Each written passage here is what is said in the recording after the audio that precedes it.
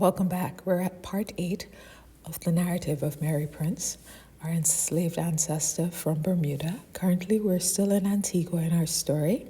I'll continue. Sometime after I began to attend the Moravian church, I met with Daniel James, afterwards my dear husband. He was a carpenter and a cooper to his trade. A cooper is a barrel maker, an honest, hard-working, decent black man, and a widower. He had purchased his freedom of his mistress, old Mrs. Baker, with money he had earned whilst enslaved. When he asked me to marry him, I took time to consider the matter over with myself, and I would not say yes till he went to church with me and joined the Moravians. He was very industrious after he bought his freedom, and he had hired a comfortable house and had convenient things about him. We were joined in marriage about Christmas 1826 in the Moravian chapel at Spring Gardens by the Reverend Mr. Ulfston.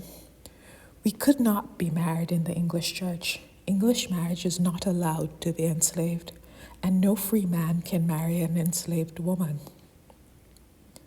When Mr. Wood heard of my marriage, he flew into a great rage and sent for Daniel, who was helping to build a house for his old mistress. Mr. Wood asked him who gave him a right to marry a slave of his. My husband said, "Sir, I am a free man, and thought I had a right to choose a wife. But if I had known Molly was not allowed to have a husband, I should not have asked her to marry me." Mrs. Woods was more vexed about my marriage than her husband. She could not forgive me for getting married, but stirred up Mr. Wood to flog me dreadfully with the horsewhip. I thought it was very hard to be whipped at my age for getting a husband. I told her so.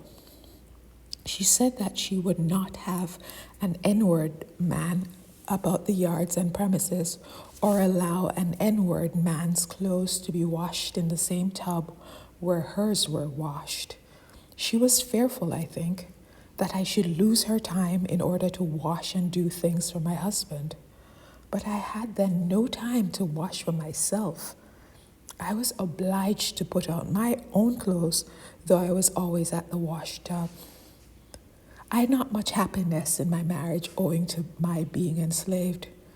It made my husband sad to see me so ill-treated. Mrs. Woods was always abusing me about him. She did not lick me herself, but she got her husband to do it for her, while she fretted the flesh off my bones. Yet for all of this, she would not sell me. She sold 5 enslaved while I was with her, but though she was always finding fault with me, she would not part with me. However, Mr. Wood afterward allowed Daniel to have a place to live in our yard, which we were very thankful for. After this, I fell ill again with the rheumatism and was sick a long time, but whether sick or well, I had my work to do. About this time, I asked my master and mistress to let me buy my own freedom. With the help of Mr. Burchell, I would have found the means to pay Mr. Wood, for it was agreed that I should afterwards serve Mr. Burchell a while for the cash he was to advance for me.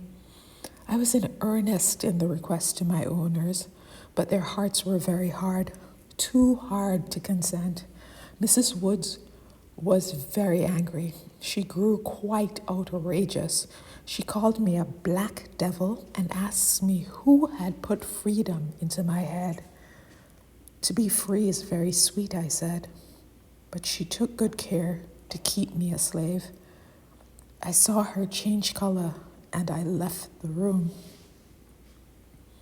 About this time, my master and mistress were going to England to put their son to school and bring their daughters home, and they took me with them to take care of the child. I was willing to come to England. I thought by going there I should probably get cured of my rheumatism and should return with my master and mistress quite well to my husband. My husband was willing for me to come away, for he had heard that my master would free me, and I also hoped this might prove true, but it was all a false report. I'll stop here. I like the tenderness of this moment, like feeling the sense that, yes, she was enslaved and horrible things are happening to her, but in this spot here, she gets this sweet reprieve with her husband, someone who cares about her, obviously. Seems like a nice man. So yeah, I just really enjoy the sweetness of this moment. Thanks for listening.